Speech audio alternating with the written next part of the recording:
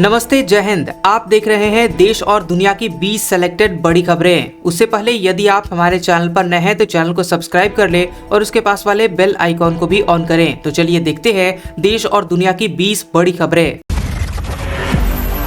9वीं बार बिहार के सीएम बने नीतीश कुमार, 8 और चेहरों ने ली मंत्री पद की शपथ। नीतीश कुमार ने बिहार के मुख्यमंत्री की कुर्सी एक बार फिर से संभाल ली है। बिहार के गवर्नर राजेंद्र विश्वनाथ आर्लेकर ने नीतीश कुमार को सीएम पद की शपथ दिलवाई। इसके साथ ही नीतीश कुमार ने 9वीं बार बिहार के मुख्यमंत्री बनने का गौरव हासिल किया। सीएम की कुर्सी संभालने से पहले नीतीश कुमार ने महागठबंधन से रविवार को अपना नाता तोड़ दिया और नाता तोड़ते हुए राजभवन जाकर इस्तीफा दिया था। इसके बाद पहले उन्हें जदयू विधायक और फिर एनडीए के विधायक दल का नेता चुना गया। बता दें कि नीतीश कुमार समेत 9 लोगों को राज्यपाल ने पद और गोपनीयता की शपथ दिलवाई। नीतीश कुमार के अलावा डिप्टी सीएम की कुर्सी भाजपा के कोटे से जिन 2 चेहरों को मिली है उनमें सम्राट चौधरी और विजय सिन्हा का नाम शामिल है। नीतीश कुमार के बाद सम्राट चौधरी ने शपथ ली। इसके अलावा मंत्री के तौर पर विजय चौधरी, श्रवण कुमार, डॉक्टर प्रेम कुमार, संतोष कुमार सुमन, विजेंद्र यादव, सुमित सिंह ने शपथ ली। इस शपथ ग्रहण समारोह में एनडीए के घटक दल के सभी नेता मौजूद रहे, जिसमें बीजेपी के राष्ट्रीय अध्यक्ष जेपी नड्डा, लोजपा रामविलास के राष्ट्रीय अध्यक्ष चिराग पासवान, पशुपति पारस, उपेंद्र कुशवाहा, जीतन राम मांझी शामिल थे।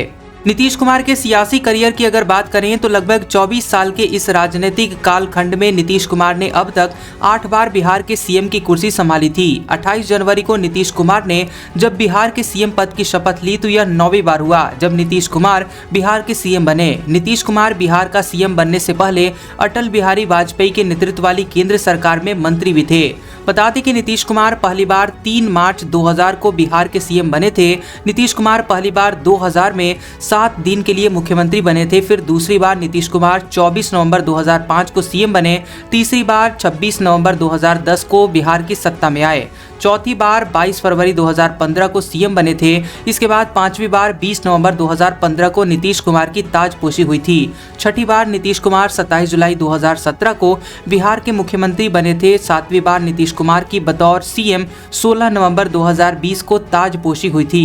फिर नीतीश कुमार बिहार के सीएम के तौर पर 8वीं बार 9 अगस्त 2022 को उन्होंने शपथ ली थी और फिर 28 जनवरी को शपथ लेने के साथ ही नीतीश कुमार 9वीं बार बिहार के सीएम बने हैं। नीतीश कुमार को सीएम बनाने के साथ ही बीजेपी ने पहले की तरह ही पार्टी के कोटे से 2 डिप्टी सीएम दिया है। महंगाई से राहत, बीते सप्ताह खाने का तेल हुआ सस्ता। महंगाई के दौर में रसोई घर से राहत भरी खबर आई है। दरअसल खाने के तेल यानी एडिबल ऑयल के भाव में गिरावट आई है। बीते सप्ताह देसी तेल तिलहनों के थोक दाम टूटते हुए दिखाई दिए। इसके कारण देश की पिरोई मिलों का संकट बढ़ गया। दूसरी ओर विदेशों में कच्चे पाम तेल यानी सीपीओ के दाम में सुधार के बीच देश के तेल तिलहन बाजारों में बीते सप्ताह सीपीओ और पामोलिन तेल की कीमतों में मजबूती रही। वहीं अन्य तेल तिलहनों सरसों, मूंगफली एवं सोयाबीन तेल तिलहन और बिनौला तेल के दाम गिरावट दर्शाते हुए बंद हुए। बाजार सूत्रों ने कहा कि सस्ते आयाती तेलों की भरमार के बीच देसी तेल तिलहनों के दाम महंगे हैं। ऐसे में देसी तिलहन की खरीद भी एमएसपी से कम दाम पर हो रही है। इन तिलहनों की पेराई करने में देसी तेल मिलों को नुकसान हो रहा है क्योंकि ये पहले से आयाती तेलों के मुकाबले महंगे बैठते हैं और पेराई की अलग लागत बढ़ने के बाद इन तेलों के लेने वाले लोग नहीं हैं। इससे देश की खाद्य तेल पेराई मिलों की हालत खराब हो रही है। सूत्रों ने कहा कि सरसों एमएसपी से लगभग 10% नीचे बिक रहा है। मूंगफली के एमएसपी से कम दाम का भुगतान किसानों को हो रहा है। बिनौला तेल खप नहीं रहा है और बिनौले के नकली खलों की बिक्री की शिकायतें भी मिल रही हैं। सूरजमुखी की तरह ही इन देसी तेल तिलहनों की हालात भी कहीं बद से बदतर न होती चली जाए। इस सवाल के बारे में देश के प्रतिष्ठित तेल संगठनों को गंभीरता से सोचना होगा। तेल संगठनों की निष्क्रियता तेल तिलहन उद्योग को आयात पर पूरी तरह निर्भर बना सकती है। इसके अलावा सरकार को खाद्य तेलों में मिलावट करने और बिनौला तेल खल के वायदा कारोबार को रोकने के बारे में कोई बड़ा फैसला करना होगा। फास्टैग बनवाना हुआ मुश्किल, पेटीएम पेमेंट्स बैंक अब जारी नहीं कर सकेगा फास्टैग। अब पेटीएम का फास्टैग बनाना आसान नहीं है। दरअसल national highway authority of India यानी NHAI से जुड़े हुए Indian highway management company limited यानी IHMCL ने पेटीएम पेमेंट्स बैंक की ओर से फास्टैग जारी करने पर रोक लगा दी है। आपको बता दें कि IHMCL देश में टोल से संबंधित मामलों पर नजर रखती है। मीडिया रिपोर्ट्स की माने तो IHMCL ने पाया है कि पेटीएम पेमेंट्स बैंक की ओर से सर्विस लेवल एग्रीमेंट यानी SLA के लिए तय किए गए पैरामीटर्स और नियमों का पालन नहीं किया जा रहा था। इस कारण से पेटीएम पेमेंट्स बैंक को नए फास्टैग जारी करने से रोक दिया गया है। इससे पहले IHMCL की तरफ से पेटीएम को कारण बताओ नोटिस भी भेजा गया था, जिसमें यह पूछा गया था कि पेटीएम के खिलाफ इस मामले में क्यों कार्रवाई न की जाए। पेटीएम पेमेंट्स बैंक पर लगा हुआ यह प्रतिबंध उन सभी टोल प्लाजा के लिए लागू किया गया है जो नेशनल इलेक्ट्रॉनिक टोल कलेक्शन का हिस्सा है। यह देश भर के सभी नेशनल हाईवे नेटवर्क को कवर करता है। अयोध्या क्रेज, आस्था ट्रेनों की बुकिंग हुई फुल, रिजर्वेशन की बड़ी डिमांड, जोड़ने पड़ सकते हैं अतिरिक्त कोच। बीते 22 जनवरी को टीवी पर अयोध्या की तस्वीरें देखकर हर किसी का मन रामनगरी जाने के लिए ललायित हो रहा है। श्रद्धालुओं की इस मनोकामना को पूरा करने के लिए कुछ दिनों पहले ही उत्तर पश्चिमी रेलवे ने राजस्थान से सीधे अयोध्या के लिए आस्था ट्रेनों की घोषणा की है और इस घोषणा और उसके बाद जारी हुए ट्रेनों के शेड्यूल के साथ ही आस्था ट्रेनों में बुकिंग फुल होने लगी है। बुकिंग को देखकर ऐसा लग रहा है कि आने वाले कुछ ही महीनों तक इन ट्रेनों में रिजर्वेशन मिलना बेहद ही मुश्किल हो जाएगा। 22 जनवरी को रामलला की अयोध्या राम मंदिर में प्राण प्रतिष्ठा हो चुकी है और पूरे देश ने प्राण प्रतिष्ठा की तस्वीरें देखी हैं और इन तस्वीरों को देखने के बाद अब हर कोई अपने परिवार के साथ अयोध्या जाना चाह रहा है और इसके लिए उत्तर पश्चिमी रेलवे ने राजस्थान से 3 आस्था रेलों की घोषणा की है। ये प्रदेश के अलग अलग जिलों से अयोध्या के लिए संचालित होंगी। ये 3 ट्रेनें राजस्थान के जोधपुर, जैसलमेर और बीकानेर से चलेंगी। इनका पूरा शेड्यूल पहले ही जारी किया जा चुका है और आप यहां पर पूरा शेड्यूल देख सकते हैं। जोधपुर से अयोध्या 29 जनवरी, 12 फरवरी और 26 फरवरी, अयोध्या से जोधपुर 1 फरवरी, 12 फरवरी और 29 फरवरी, बीकानेर से अयोध्या 10 फरवरी और 24 फरवरी, अयोध्या से बीकानेर 13 और 27 फरवरी, जैसलमेर से अयोध्या 3 फरवरी और 17 फरवरी, अयोध्या से जैसलमेर 6 फरवरी और 20 फरवरी।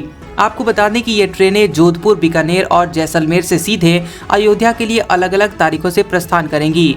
अयोध्या जाने के लिए लोगों में इतना ज़्यादा उत्साह है कि इन रेलों में अभी से बुकिंग फुल आने लगी है और इन ट्रेनों को NWR के सुपरविजन में IRCTC संचालित करने जा रहा है।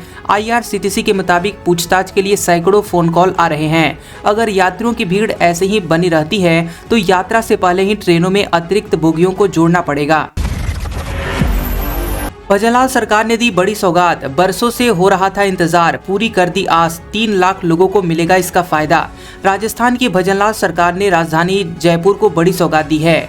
जयपुर के झोटवाड़ा इलाके की पेयजल समस्या के समाधान के लिए एक साथ 10 उच्च जलाशयों का शिलान्यास किया गया है। वहीं इसके साथ ही करीब 560 किलोमीटर पाइपलाइन बिछाने का भी शिलान्यास किया गया। इन दोनों कार्यों के शिलान्यास से बीसलपुर पृथ्वीराज नगर पेयजल परियोजना को गति मिल सकेगी। परियोजना का शिलान्यास उद्योग एवं वाणिज्य मंत्री राज्यवर्धन सिंह राठौर ने किया। प्रधानमंत्री नरेंद्र मोदी की हर घर नल से जल योजना अब राजस्थान में गति पकड़ने लगी है। उद्योग एवं वाणिज्य मंत्री कर्नल राज्यवर्धन ने झोटवाड़ा में 1 करोड़ 32 लाख लीटर क्षमता के 10 उच्च जलाशयों के निर्माण कार्य का शिलान्यास किया। प्रधानमंत्री नरेंद्र मोदी की गारंटी योजना में कर्नल राज्यवर्धन राठौर ने कहा कि अपने विधानसभा क्षेत्र के लोगों से किए गए वादों को पूरा करने और झोटवाड़ा की जनता को पानी की समस्या से छुटकारा दिलवाने की कवायद शुरू की जा रही है।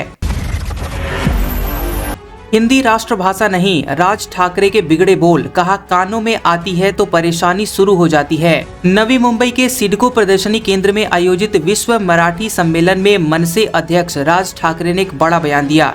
यहां राज ठाकरे ने एक बार फिर से मराठी कार्ड खेला है। यहां उन्होंने कहा कि मैं आज तक मराठी के विषय पर जेल भी गया हूं, मैं कड़वा मराठी हूं, मेरे लिए संस्कार ऐसे ही बन गए हैं। हमें सबसे पहले महाराष्ट्र पर ध्यान देने की जरूरत है। मराठी मानुष पूरी दुनिया में गया है, इसके लिए उन्हें बधाई। राज ठाकरे ने कहा कि लेकिन जब महाराष्ट्र के शहरों में मराठी छोड़कर हिंदी मेरे कानों में आती है तो परेशानी शुरू हो जाती है। भाषा का कोई विरोध नहीं है, लेकिन हिंदी राष्ट्रभाषा नहीं है। अन्य भाषाओं की तरह हिंदी भी एक भाषा है। देश में कभी भी राष्ट्रभाषा का फैसला नहीं किया गया। इस मौके पर राज ठाकरे ने अनुरोध किया कि महाराष्ट्र सरकार को राज्य के सभी स्कूलों में 1ली से 10वीं कक्षा तक मराठी भाषा अनिवार्य करनी चाहिए। इसके साथ ही राज ठाकरे ने दर्शकों से अपील की कि वे अपने सामने आने वाले हर व्यक्ति से मराठी में बात करें। उन्होंने आगे कहा कि हम हिंदी फिल्मों से संस्कारित हुए, हम मराठी लोग बोलचाल में हिंदी का प्रयोग क्यों करते हैं। मराठी बहुत महान भाषा है। मुझे नहीं लगता है कि किसी अन्य भाषा में वैसा हास्य है जो मराठी भाषा में है, लेकिन आज इस भाषा को किनारे करने की राजनीतिक कोशिश हो रही है। यह देखकर मेरे सिर में आग लग जाती है। राज ठाकरे ने मंच पर मौजूद स्कूल शिक्षा मंत्री दीपक केसरकर से मांग की कि महाराष्ट्र के सभी स्कूलों में कक्षा 1 से 10वीं तक मराठी भाषा को अनिवार्य किया जाना चाहिए। पूर्व राष्ट्रपति रामनाथ कोविंद ने पूर्व सीजेआई ललित से की बात। वन नेशन वन इलेक्शन पर मांगा सुझाव। एक राष्ट्र एक चुनाव पर उच्च स्तरीय समिति के अध्यक्ष भारत के पूर्व राष्ट्रपति रामनाथ कोविंद ने भारत के पूर्व प्रधान न्यायाधीश CJI justice U U Lalit, Maharashtra high court के पूर्व मुख्य न्यायाधीश जस्टिस संजीव बनर्जी और बार काउंसिल ऑफ इंडिया के अध्यक्ष मनन कुमार मिश्रा के साथ परामर्श किया। भारत सरकार ने देश में एक साथ चुनाव करवाने से संबंधित मुद्दे की जांच करने और उस पर सिफारिशें करने के लिए पूर्व राष्ट्रपति रामनाथ कोविंद के नेतृत्व में एक राष्ट्र एक चुनाव समिति का गठन किया है। कानून और न्याय मंत्रालय ने कहा कि justice Sanjeev Banerjee, justice U U Lalit और बार काउंसिल के अध्यक्ष ने इस विषय पर अपनी राय दी। संदर्भ की शर्तों के अनुसार समिति को स्थायी आधार पर एक साथ चुनाव कराने के लिए उचित कानूनी और प्रशासनिक ढांचे के निर्माण, संविधान और संबंधित चुनाव कानूनों में आवश्यक संशोधनों की पहचान, सामान्य मतदाता सूची तैयार करने, ईवीएम या वीवीपैट जैसे लॉजिस्टिक्स आदि के लिए सिफारिशें करने की आवश्यकता है। भजनलाल सरकार का बड़ा आदेश। सचिवालय में अधिकारी अब काजू बादाम नहीं, चने और बिस्किट ही खा सकेंगे। राजस्थान में गहराते हुए वित्तीय संकट का असर अब साफ नजर आने लगा है। राजस्थान में सरकारी कार्यालयों की होने वाली सभी बैठकों में अब अधिकारी कर्मचारी महंगी मिठाइयों के साथ साथ समोसा, कचौरी और अन्य कीमती या फिर जायकेदार नाश्ता का स्वाद नहीं ले पाएंगे। कार्मिक विभाग ने एक आदेश जारी करके समोसा, कचौरी और मिठाइयों के साथ साथ महंगे बिस्कुट के उपयोग पर रोक लगा दी है। इस रोक की शुरुआत प्रदेश के महकमों को नियंत्रित करने वाले सचिवालय की बैठकों से की गई है। बता दें कि शासन सचिवालय के विभाग के मुखिया अधिकारियों की ओर से सचिवालय समिति कक्ष 1 और समिति कक्ष 2 के साथ साथ सभी प्रकार की बैठकों में सिर्फ चने, मूंगफली और मल्टीग्रेन बिस्किट ही परोसने के आदेश जारी किए गए हैं। आपको बता दें कि कार्मिक विभाग के आदेश के अनुसार राजस्थान सरकार ने सरकारी बैठकों में चाय नाश्ते पर होने वाले खर्च को कम करने का निर्णय लिया है। इसके कारण राज्य सरकार ने आदेश जारी करके नाश्ते में मिठाई और नमकीन परोसने पर रोक लगा दी है। आदेश के अनुसार सरकारी बैठकों में अब नाश्ते में केवल भुने चने, मूंगफली और मखाने और मल्टीग्रेन बिस्किट ही परोसे जा सकेंगे। कार्मिक विभाग के इस आदेश में सरकारी बैठकों में ब्रांडेड बोतल बंद पानी की जगह पर अब कांच की बोतल में पानी उपलब्ध करवाया जाएगा। डिस्पोजल ग्लास और छोटी आकार की प्लास्टिक की बंद बोतलों के पानी पर भी रोक लगा दी गई है। सचिवालय समेत प्रदेश भर के बड़े बड़े अधिकारियों की अब तक होने वाली बैठकों में मिठाई, काजू बादाम, महंगे बिस्किट, महंगी नमकीन, समोसा और चिप्स जैसी कई सामग्रियां परोसी जाती रही हैं। लेकिन अब खर्चों में कटौती का निर्णय लेते हुए साधारण एवं स्वास्थ्यवर्धक नाश्ता ही उपलब्ध हो पाएगा।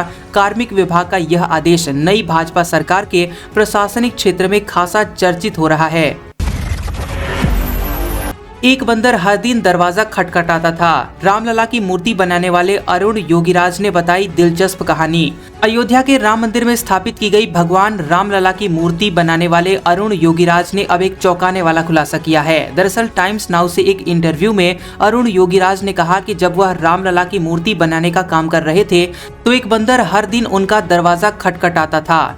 अरुण योगीराज ने कहा कि शाम 4 से 5 बजे के आसपास एक बंदर हर दिन बहुत जोर से दरवाजा खटखटाता था। वह आता था, केवल देखता था और फिर वापस चला जाता था। मूर्तिकार अरुण योगीराज ने ये भी बताया कि राम मंदिर ट्रस्ट के सदस्यों को प्रेजेंटेशन देते समय जब उन्होंने मूर्ति से कपड़ा हटाया तो सभी लोग हाथ जोड़ने लगे। रामलला की मूर्ति बनाने वाले अरुण योगीराज ने कहा कि राम मंदिर ट्रस्ट के सदस्यों के भाव देखकर उनको बहुत खुशी हुई। यह मेरे लिए एक यादगार दिन था जब उनसे पूछा गया कि अयोध्या के राम मंदिर में रामलला की मूर्ति की स्थापना के बाद उन्होंने ऐसा क्यों कहा, यह उनका काम नहीं था। इस पर योगीराज ने कहा कि मैंने काम करते समय हर कोण से रामलला की मूर्ति की तस्वीरें ली। हालांकि मूर्ति स्थापित होने के बाद गर्भगृह में चले जाने के बाद मैंने वहां कुछ अन्य काम करते हुए लगभग 10-12 घंटे बिताए। फिर अचानक प्राण प्रतिष्ठा समारोह के बाद मुझे लगा कि यह मेरा काम नहीं था, यह पूरी तरह से अलग लग रहा था। मैं इसके लिए सिर्फ एक साधन हूँ।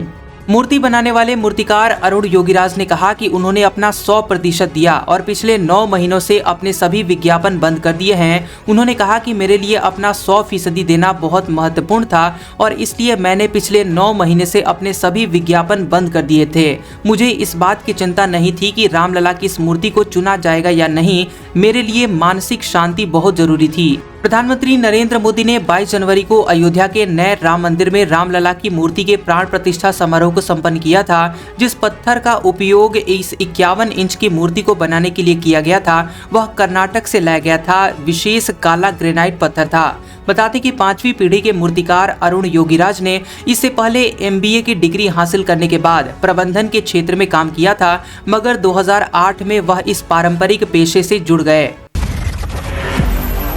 राजस्थान से चल पड़ी अयोध्या की आस्था स्पेशल ट्रेन। रामनगरी के लिए रवाना हुए श्रद्धालु जय श्री राम के लगाए नारे। राजस्थान से अयोध्या के लिए सीधी ट्रेन शुरू हो गई है। हालांकि रेलवे ने राजस्थान टू अयोध्या के लिए पूर्व निर्धारित अपने ट्रेन शेड्यूल बदलाव कर दिए हैं। इसके तहत एक ट्रेन जयपुर से भी रवाना की गई। राजस्थान से अयोध्या के लिए पहली ट्रेन दोपहर में 12:15 बजे जोधपुर स्थित भगवत की कोठी से रवाना की गई। वहीं दूसरी ट्रेन राजस्थान जयपुर से शाम के 4 बजे रवाना हुई। इस दौरान श्रद्धालुओं ने रेलवे स्टेशन पर जय श्री राम के नारे लगाए। जयपुर से रवाना हुई ट्रेन में करीब 1500 श्रद्धालु अयोध्या के लिए रवाना हुए हैं। इस दौरान अयोध्या जाने वाले श्रद्धालुओं के चेहरों पर खुशी देखने लायक थी। श्रद्धालुओं ने जयपुर जंक्शन को जय श्री राम के नारों से गुंजा दिया। अयोध्या जाने वाले श्रद्धालुओं को रवाना करने के लिए बड़ी संख्या में उनके परिजन भी स्टेशन पहुंचे थे। इस मौके पर रेलवे जंक्शन पर नजारा ही अलग हो गया। अब जवान के बच्चे भी बनेंगे IAS IPS। हवा उठाएगी पढ़ाई का पूरा खर्चा। अब -40 डिग्री सेल्सियस तापमान में तैनात भारत तिब्बत बॉर्डर पुलिस यानी ITBP फोर्स के जवानों के माथे पर यह सोचकर पसीना नहीं आएगा कि आखिर उनके बच्चों के भविष्य का क्या होगा। अब इन जवानों के बच्चों के भविष्य को संवारने की चिंता करने की जिम्मेदारी हिमवीर वाइफ्स वेलफेयर एसोसिएशन यानी हावा ने अपने हाथों में ले ली है। इतना ही नहीं, हावा जवानों के उन मेधावी बच्चों की भी चिंता कर रही है जो UPSC की परीक्षा देकर IAS और IPS बनना चाहते हैं, लेकिन आर्थिक मजबूरियों की वजह से वे अपने इन सपनों को पंख नहीं दे पा रहे हैं। हावा ने अब यह फैसला किया है कि इन मेधावी बच्चों की प्रतियोगी परीक्षाओं की तैयारी में आने वाला पूरा खर्चा उनकी संस्थान उठाएगी। हावा की चेयरपर्सन गौरी रसगोत्रा ने बताया कि इस बाबत हावा ने अनअकैडमी के साथ एक अनुबंध किया है। अनुबंध के तहत अनअकैडमी UPSC की तैयारी कर रहे बच्चों को न केवल स्टडी मटेरियल उपलब्ध करवाएगी बल्कि उन्हें कोचिंग की सुविधा भी देगी। बच्चों की पढ़ाई में आने वाले खर्च का बड़ा हिस्सा स्माइल फाउंडेशन नामक संस्था की तरफ से दिया जाएगा। बिहार से सर्दी की कीजिए विदाई और इस डेट से समेट लीजिए रजाई। मौसम विभाग ने दी खुशखबरी। बिहार के लोगों को अभी कुछ दिन ठंड का सितम सहना पड़ेगा। मौसम विभाग ने चेतावनी देते हुए बताया है कि राज्य के अधिकांश भागों में बर्फीली और उत्तर पछुआ हवा ने लोगों की परेशानियां बढ़ाई हुई हैं। पछुआ हवा की वजह से 12 जनवरी 2024 से राज्य में लगातार शीतलहर और अधिक ठंड जैसी स्थिति बनी हुई है। मौसम विज्ञान केंद्र के अनुसार पहला पश्चिमी विक्षोभ के प्रभाव से राज्य के अधिकांश जिलों में 29 जनवरी के दौरान अधिक ठंड और शीतलहर जैसी स्थिति जारी रहेगी। तो वहीं मौसम विभाग ने सर्दी से राहत मिलने की भी संभावना व्यक्त की है। मौसम विभाग ने पश्चिमी विक्षोभ को देखते हुए बच्चों एवं बुजुर्गों को ठंड से बचने की सलाह दी है, क्योंकि पटना के साथ साथ राज्य के उत्तर पश्चिम, उत्तर मध्य, दक्षिण पश्चिम और दक्षिण मध्य इलाके के कुल 26 जिलों में बहुत ज्यादा ठंड और शीतलहर की चेतावनी है। प्रदेश के उत्तर पूर्व और दक्षिण पूर्व इलाके में 12 जिलों में भी मध्यम स्तर की शीतलहर और ठंड की चेतावनी दी गई है। बिहार के कई जिलों में आज भी भीषण कोल्ड डे जैसी स्थिति बनी रहेगी। जिन जिलों में इसका असर रहेगा वे हैं पश्चिम चंपारण, पूर्वी चंपारण, गोपालगंज, सिवान, सारण, सीतामढ़ी, शिवहर, मुजफ्फरपुर, वैशाली, दरभंगा, मधुबनी, समस्तीपुर, सहरसा, पूर्णिया, कटिहार, सुपौल, मधेपुरा, अररिया और किशनगंज। वहीं अन्य जिलों में घना कुहासा जारी रहेगा। बिहार के उत्तरी इलाकों में भीषण शीत दिवस जैसी स्थिति बने रहने की संभावना है, तो वहीं दक्षिणी हिस्सों में सिर्फ घना कुहासा रहेगा। हालांकि मौसम विभाग के आंकड़े आने वाले 2 से 3 दिनों यानी जनवरी समाप्त होने के साथ ही राहत की उम्मीद की रही है। यानी कि जनवरी में कीजिए सर्दी की विदाई, समेटिए रजाई और शुरू कीजिए होली की तैयारी। सीएम हेमंत बिस्व शर्मा ने राहुल गांधी के बॉडी डबल के दावे को दोहराया। कहा, जल्द ही नाम पता सब बता दूंगा। असम के मुख्यमंत्री और भाजपा के नेता हेमंत बिस्व शर्मा ने कहा कि वह जल्द ही राज्य में कांग्रेस पार्टी की भारत जोड़ो न्याय यात्रा के दौरान कथित तौर पर इस्तेमाल किए गए कांग्रेस सांसद राहुल गांधी के बॉडी डबल के नाम और पते का खुलासा करेंगे। हेमंत बिस्व शर्मा ने सोनीतपुर जिले में एक कार्यक्रम के मौके पर कहा कि मैं केवल बातें नहीं करता, राहुल गांधी के डुप्लीकेट का नाम और यह कैसे किया गया, मैं इसकी सभी जानकारी शेयर करूंगा, बस कुछ दिनों का इंतजार करें। हेमंत बिस्व शर्मा ने हाल ही में असम में कांग्रेस की रैली के दौरान राहुल गांधी के बॉडी डबल का उपयोग करने का दावा किया था। किस तरह से लेना चाहिए फैसला, सीजेआई डीवाई चंद्रचूड़ ने बताया 65,000 से ज्यादा केस सुप्रीम कोर्ट में है पेंडिंग। बता दें कि भारत के प्रधान न्यायाधीश सीजेआई डीवाई चंद्रचूड़ ने सुप्रीम कोर्ट के 75 साल पूरा होने के मौके पर एक समारोहिक पीठ में कहा कि न्याय करने की कला सामाजिक और राजनीतिक दबाव और मनुष्य में निहित पूर्वाग्रहों से मुक्त होनी चाहिए। सेरेमोनियल बेंच को संबोधित करते हुए सीजेआई ने बताया कि कैसे संविधान एक स्वतंत्र न्यायपालिका के लिए कई संस्थागत सुरक्षा उपायों को मजबूत करता है, जैसा कि एक निश्चित सेवानिवृत्ति की आयु और उनकी नियुक्ति के बाद न्यायाधीशों के वेतन में बदलाव के खिलाफ रोक। हालांकि ये संवैधानिक सुरक्षा उपाय अपने आप में एक स्वतंत्र न्यायपालिका सुनिश्चित करने के लिए पर्याप्त नहीं है, जैसा कि सीजेआई ने सिफारिश करते हुए उल्लेख किया था कि एक स्वतंत्र न्यायपालिका का मतलब केवल कार्यपालिका और विधायिका शाखाओं से संस्था का अलगाव नहीं है, बल्कि न्यायाधीश और न्यायाधीश के रूप में वो अपनी भूमिकाओं के प्रदर्शन में व्यक्तिगत स्वतंत्रता भी है। सुप्रीम कोर्ट में लंबित मामलों पर सीजेआई ने टिप्पणी की कि निर्णय लेने के दृष्टिकोण में आमूलचूल परिवर्तन करना होगा। उन्होंने कहा कि अदालतों तक पहुँच में वृद्धि जरूरी नहीं कि न्याय तक पहुंच में तब्दील हो। उन्होंने इस बात पर भी प्रकाश डाला कि पिछले कुछ वर्षों में अदालत को मामलों की संख्या में वृद्धि को देखते हुए भारी कठिनाइयों का सामना करना पड़ा है। उन्होंने कहा कि वर्तमान में कुल 65,915 पंजीकृत मामले सुप्रीम कोर्ट के समक्ष लंबित हैं। हालांकि हम खुद को आश्वस्त करना चाहते हैं कि बढ़ती संख्या लाइन में नागरिकों के विश्वास का प्रतिनिधित्व करती है।